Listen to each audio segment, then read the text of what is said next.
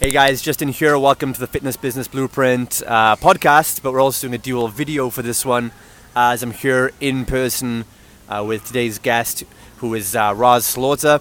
And I wanted to sit Rahz down for 20 minutes to give you some advice on growing your fitness business from someone that's actually been there, done it, and is still doing it, which is extremely rare in today's industry. So we're going to hand over to Rahz, and he's going to give you some tips to grow a business that suits your lifestyle, gives you more happiness. The real ROI is happiness, right? And what you can learn from that. So do you just want to tell the guys first a bit about your background and how you got to this place? Absolutely. Well, I started in fitness a while ago, about 11 years ago, owning my own studios, did what everybody did. Joined the big box gym, went in management route, did not love that, and found out quickly that I was working harder, not making as much money as I wanted to. Decided to do the entrepreneurial leap, jumped in, both feet in, started my own personal training business. Didn't know anything about business, marketing, sales, or operations, or any of that stuff, but I was on fire with passion. Within a short period of time, it was going on, working out of as an independent contractor out of another gym, spending about $2,500 to $3,000 a month, and I realized that, oh shit, I could actually do this myself and not pay this rent that's consistently going up. And I started my own gym. It's called Mastermind Fitness. Now we own multiple personal training studios, and I get the luxury to have two in New York, one now here in Southern Florida. That's where we are right now in Southern Florida right now. So you've done a lot. I mean, what would you say is let's start from the top. Like, what would be the number one thing? A lot of my listeners as well, to put in some context, they're generally earning between 5 and 15K a month, usually with their own unit or facility or boot camp. They are still kind of spinning a lot of plates themselves, and they're at that point now where they need to they want to grow more, turn from a job into a real business, and so. What advice would you give to someone in that position right now? So that's a great question. The first thing I would definitely tell is it's critically for our success was with messaging, making sure our message and vision in line with where we were going, so that we could connect with our ideal customers and clients, and really create a culture around that. And that was the number one thing. Once I created the Metaburn family, people started to be attracted to the system, not Rahz, the personal trainer. So when you say a culture, like, how do you define culture a bit more? Like, what exactly would that look like? The way the culture for us is the way when you walk into our gym, the experience that you were going to have when you walked in, the smell, the cleanliness, and more importantly, the language that my trainers use. We started to create our own language so that people were like, oh, boom. That's what we do every time, high-fiving at the end of every workout. These are kind of things that a lot of gyms and studio owners don't do.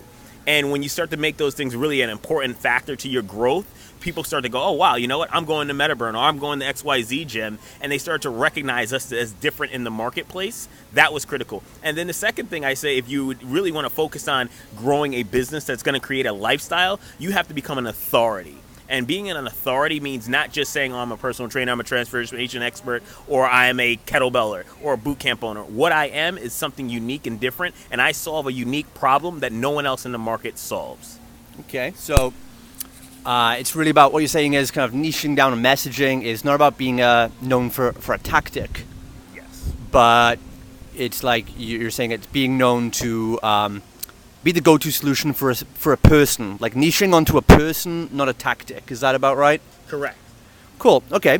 So let's say then the person does that. They nail their messaging down, and now they do that. They should be getting clients coming through the door and referrals, right?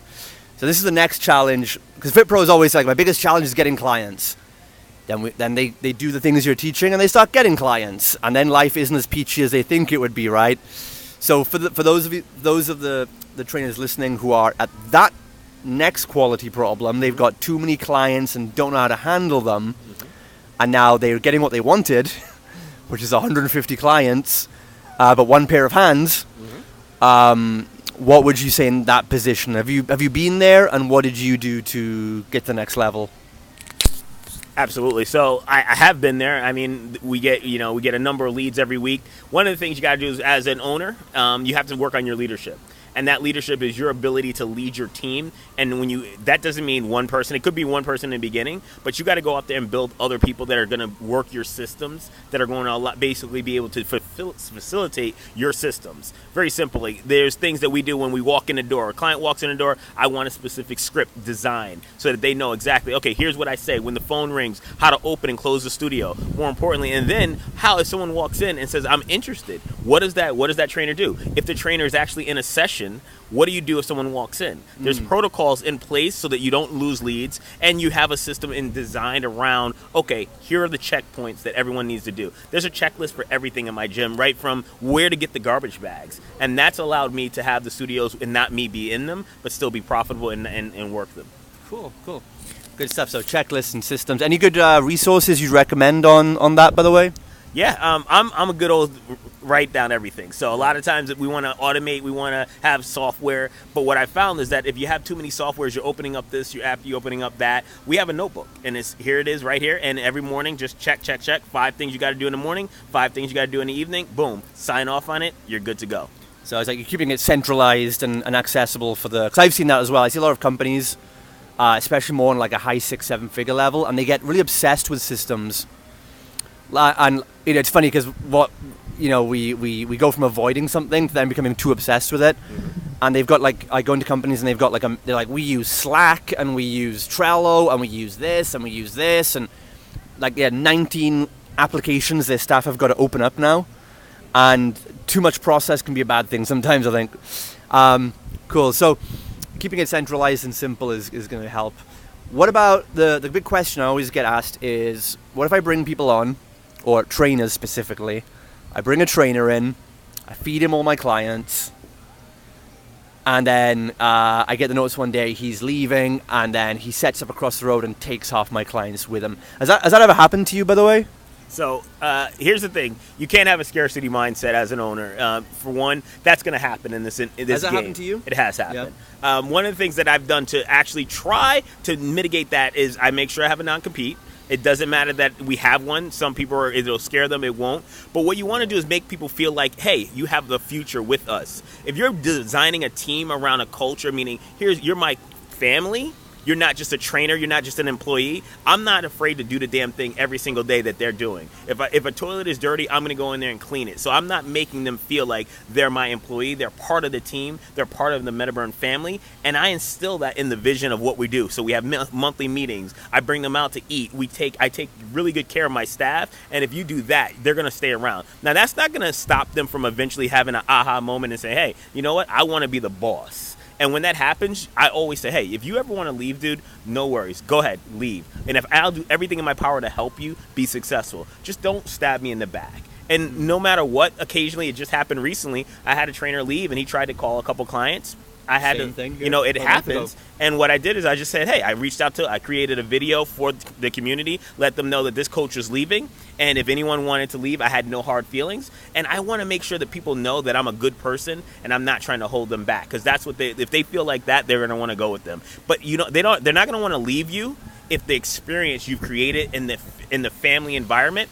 And you want to have multiple coaches that they can go hand off to. See, a client for me, no one owns a client in my gyms. Yeah. So one of the things that we've been able to do that they train with multiple people, which allows them to have a connection point with multiple trainers. So they're like, okay, Matt left, but I can still train with Rahz. Well, they're in it for the system and the culture, right? The overall culture you've built. So, it happened to us about a month ago as well, actually. And I think my belief is, it's just my belief that I think if a thief, only steals when they feel they have to.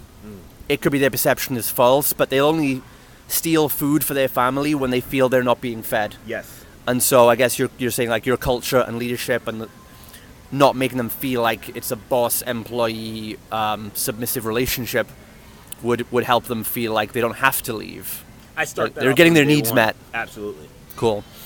And so what else then? So you've got marketing, your message is on point, you've got a great culture, you're retaining loyal team members.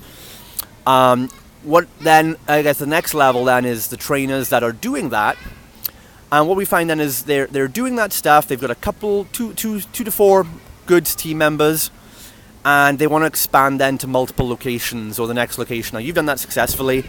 You got places in New York, Miami. Gives you the freedom to kind of just be hanging out with me and Brian and Carrie here today. So what do you say to that trainer who's at that place on one location and they've got cold feet about going to location number 2? What would you say in terms of mindset and also in terms of like a plan of strategy to do that? What would be your best advice there?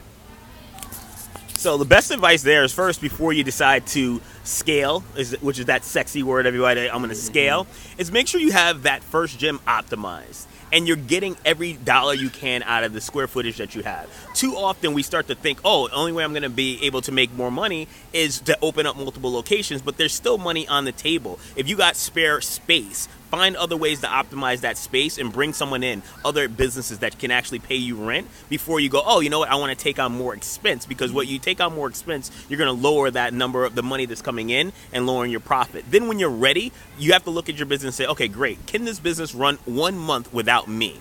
Because if it can't run 30 days without you coming in and stepping in there, it's not ready for you to go out. Because when you leave, and you know this very well, is that when you leave that gym, things are going to break. And you need people in place that know how to fix the things that are going to break so your clients are not losing their experience. And you don't want to have 2 gyms going at 50% capacity because your energy is going to be zapped and you're going to come out and turn out to be burnt out, bitter, and broken. You're going to lose a lot of money in a second gym, and then you're going to go back to that first one going, what the hell did I do and how do I fix it? So make sure that your business is optimized before you take that leap of faith. Cool. Yeah, definitely resonate with that as well. I like what you said there. It's like, have the systems in place to grow and run the business, but have someone or something in place to be able to fix it. And I think that's amazing, because what too many entrepreneurs like today, I think, are their plan. I always say it's the difference between, are you playing to win or playing not to lose? Too many entrepreneurs are playing not to lose, in that they're looking for, like, what's the strategy to grow without any risk? What's the guarantee? Like, what's the guaranteed way to lose weight? Mm-hmm. The guaranteed way to scale to multiple locations? And I think, like, I always say, like, if you want to be a world championship boxer, you're going to get punched in the fucking mouth. Yes. There's no boxer that is aiming for the top that says, how can I become world champion without getting hit? Like, that's the wrong question to ask, because you're going to get punched in the mouth. Things are going to go wrong. Things are going to break when you're not there. How have you had the mentality to cope with that and then not react? Because I see a lot of fit pros things will go wrong. That's inevitable, right? Maybe you can accept that, but then if things do go wrong, I see, and I've done this in the past, we react and we tend to want to run backwards and scale down. How did you get to the point of accepting things are going to not go according to plan all the time, and how do you respond properly rather than reacting out of fear? How do you manage that? So that's a great question. One of the ways that I have boxing as an athlete, I know that I want to shorten the distance, so I want to test shit before it can actually break. So I'm always willing to check my systems, make sure they're able to work, take a weekend off, take a month off, and then say, okay, this is what needs to be fixed, this is what needs to be working on. That is critical. And then you got to expect that you don't want to react. You don't want to be reactive. You got to say, okay, I know in business things are going to go wrong. Murphy's Law. So when they go wrong, I'm going to take my time, take a deep breath, take a look back and say, hey, what do I need to work on? Who do I need to become as a leader so that this doesn't happen again? Because things are going to happen. Trainers are going to steal your clients. The toilet is going to break in the middle of the night. If you're in New York, your pipes are going to freeze and your gym is going to drown. And you're like, you walk into the gym and you're like, shit, what do I do? You know what? You just kind of learn to wing it. And that's why you're the leader, because your team is looking for you to step up. You don't want to stand there and go, oh my God, I'm afraid, and go to look to your team for the answers. If you're the owner, you're going to go, here's what I need to do. Here's what we got to do, guys. We're going to put on a great face. And for my instance, sometimes there's 40 inches of snow outside. We're going to get some shovels. We're going to clear this parking lot, and we're just going to make shit happen. That's what they want to see. They want to see leadership, and they want to see confidence as you're the leader. And that's how you don't become reactive. You just respond to what you need to do, and you step up and get it done. Awesome, man. I think that's another thing with team retention as well, right? Like, when they know that someone's captaining the ship, they feel more secure in their job. Mm-hmm. And the more security there is, the less they feel the need to go elsewhere and do it themselves, right? Absolutely. So, this is what I love, like, about information like this is so valuable and so rare, or invaluable, I should say, because, 99% of what's out there for fit pros, it's just marketing. It's just run some ads, and then you see behind the curtain. It's like Wizard of Oz marketing, I call it. And it's like, I'll help you grow a business in multiple locations. And what happens is, all they're going to do is sell you some ads program, which is fine. Like, Facebook ads are great. We all use them. But that's all they know. Right. And when all you have is a hammer, everything looks like a nail. And so a lot of fit pros will go into these programs and think that I just need more clients, more clients, more clients. A Facebook ad funnel will fix that. And of course, more clients, more growth, more scale leads to these problems we've talked about. Leaks. And then of course they're not prepared to handle these things. And so they run back to the guru they paid for, who just says, well, get more money, do more clients. And they're putting more weight on a business model that has foundational cracks. Yes. So I love what you're saying, because this is what shows real experience, real expertise about building a business and becoming a leader, not just running ads. And I always say, like, if you want to get busy, just do marketing and get ads. If you want to be free and have an impact and be fulfilled, you've got to learn to step up as a leader and grow a business. So I just want to thank you for sharing the real stuff. And this is the stuff you can tell you're living it and you're doing it and you've got the experience, because you can talk from this level. And that's why, you're actually the first guest on my podcast. Actually, because every episode so far has just been me talking, because I'm not one of those guys who go out there and just get any person on my podcast just to make content, because I think so many people are so full of shit. So it's very rare I'll find someone and get them on, because it's only if I know what they're living it, they know what they're talking about. So yeah, it's just refreshing and it's so cool. So is there one more thing, anything else you'd like to say as parting words to anyone, one more piece of advice you'd give, and then tell us where people can find out more about you? For sure. So thank you first and foremost for letting me be on. I'm honored to be here and hanging out with you. You get a video as well. And we get to. I've been learning a lot all day, which is fun. So it's part of that leveling up. You have to be willing to, find other people who are doing what you want to do, learn from them, ask questions, and connect with them and build relationships. Mm-hmm. So that's been great. One parting piece that I tell a lot of people, and it's what I learned that's changed my life, and it is don't dabble. Become a master of what you're doing. Too often we want to dabble this. I'm a this, I'm a that. Become so damn good that everybody around you just knows it, and they say, you're the number one person at that. And if you're a business owner, the number one skill that you can learn is the ability to master selling.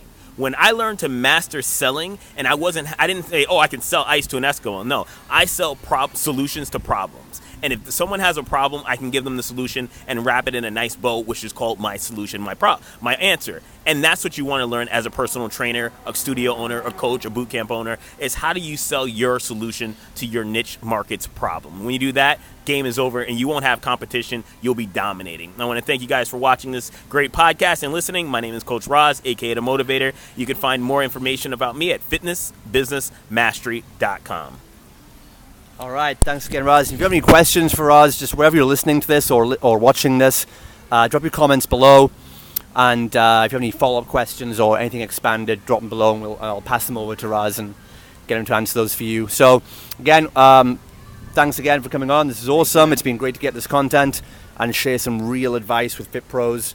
Our vision here at Fitness Business Blueprint is to help Fit Pros create wealth and freedom for themselves and their families generationally, not just in the next 12 weeks. So that's what we do here, and this information goes a long way to helping that vision. So guys, again, check out Rahz's stuff. Again, I encourage you to follow him on Facebook, social media, everything else. You also have an event coming up in America, right? So for any of you Americans, do you want to tell the guys about your event as well? Awesome, thank you. I have an event coming up April 27th and 28th in Austin, Texas. It's called the 1 Hour Trainer Summit. It's a small event where we get inside your business, make sure that you leave with a 90-day roadmap. So it's not about rah-rah, it's not about, how excited we can get. We're going to roll up our sleeves, look at your business, and find out exactly how you can dial your message in, uncover your authority, and more importantly, which systems you need in order to grow and move your business to the next level. All right, good stuff. So check that out if you're in the States. All right, guys, so thanks again for listening as usual. If you want to find out more, and if you're in the UK, want to come along to our next free tour event, it's justindevonshire.com/free tour. Okay, if you're in the UK, we're going to be in London. Check us out there. And as always, thanks again. We'll see you next time on Fitness Business Blueprint Podcast.